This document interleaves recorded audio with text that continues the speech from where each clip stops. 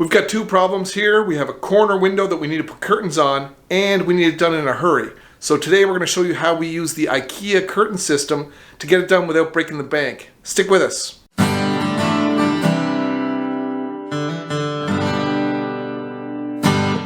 Hi, welcome to the Handyverse, where we use DIY to live a simpler life, to save money, and hopefully inspire you to do the same in your own living space. We also know when it's not a good time to use DIY, so today we're showing you how we put some curtains up here using the IKEA system. We just need to get this done, and we want to show you how we did it. We're going to use the shears that we have here.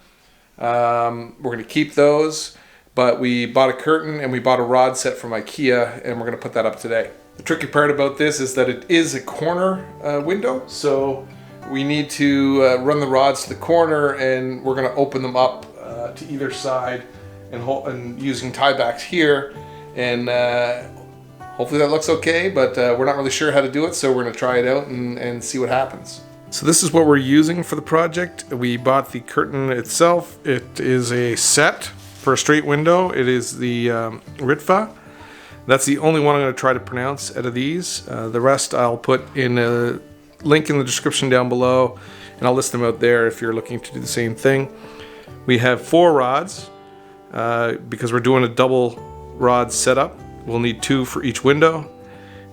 These are just additional hooks to allow the second rod to come up.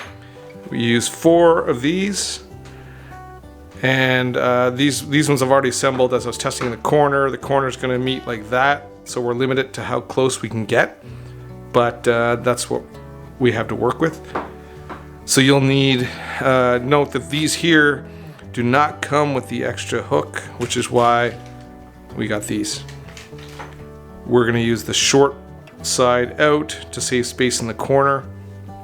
And then we also have these end caps for the outer edge that we're going to use. First step is to take these rods down and save the shears to put up on the new rods. Alright, with the other rod down and one rod up here in the corner, you can see the issue that I'm running into. When I put this other one up, these are going to hit each other here, so you can only go so close to the corner, which is okay, but you just need to be aware of it when you're setting up to install these curtains.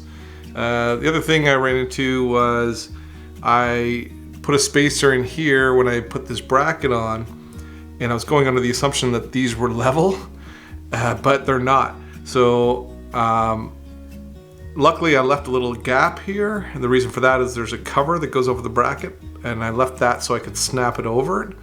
But on this side I'm going to have to go flush with the trim in order to keep it level, so the bottom of the curtains will be level. Actually, as I'm saying that, I realized I could just loosen these a little bit and adjust the brackets themselves, because I do have some room to slide up on this here screw. And speaking of the screws, you'll notice that I used a counter sunk screw, and you might miss that in the instructions if you don't look closely, but that's what they ask for. And the reason is that you want it to go into the groove a bit so it doesn't interfere with the cover when you snap the cover over the top of it. So I'm going to actually leave a space on this side, and then I'll adjust this one to be level with the other side, and keep going.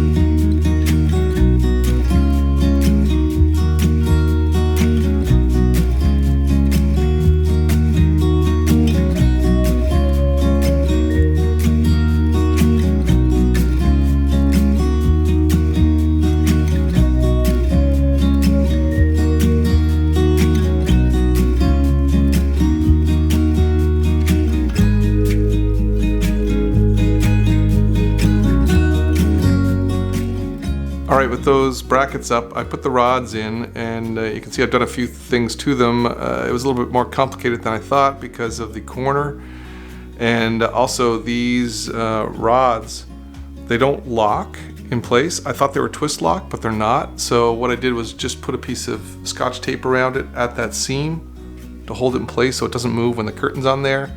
Hopefully that's hidden enough. And then I also marked the inside of each of these hooks so I can run the curtain through and install the hooks and then place them up into the brackets, because the hooks have to be lined with these rubber pieces to hold the rod in place. And once I do that, I'm not going to be able to slide the rod through. So that's why I have that marked with painter's tape. I'm going to take them down now and run the curtains through, put the brackets on, and hopefully everything lines up and I'll put them back up in place. To put the rubber liner in the hooks, all you do is remove the backing and then fold this over and insert it like that.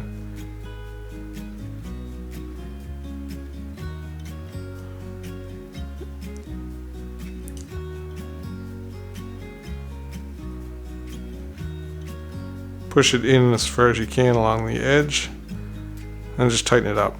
And I'm using the thicker rubber because I have a narrower rod, but if it comes with the alternative narrow or less thick strips, if you have a bigger rod. And then of course you just put the hook on the rod where we marked it with the tape.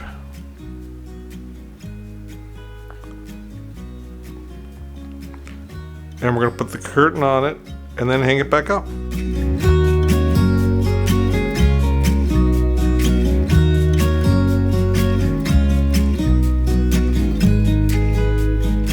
Once you have the curtain on, you just put these, screw these into the end to finish off the ends on the outside.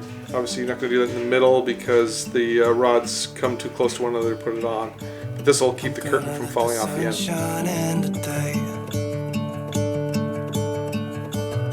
Trying to make this darkness go away. To put these plastic covers on, I can't slide them on like you're supposed to because of the trim here, but well, all I did was, if you have the same problem, just fit one end over and squeeze it, just snap it across on the width, slide it up, and just snap it in. It will snap in over the bracket even when it's up on the wall. Will open up my eyes so I can see the light. Oh, and I'll try to spread my wings so I can fly. Oh, and the darkness starts to fade. Feels like things are gonna go my way.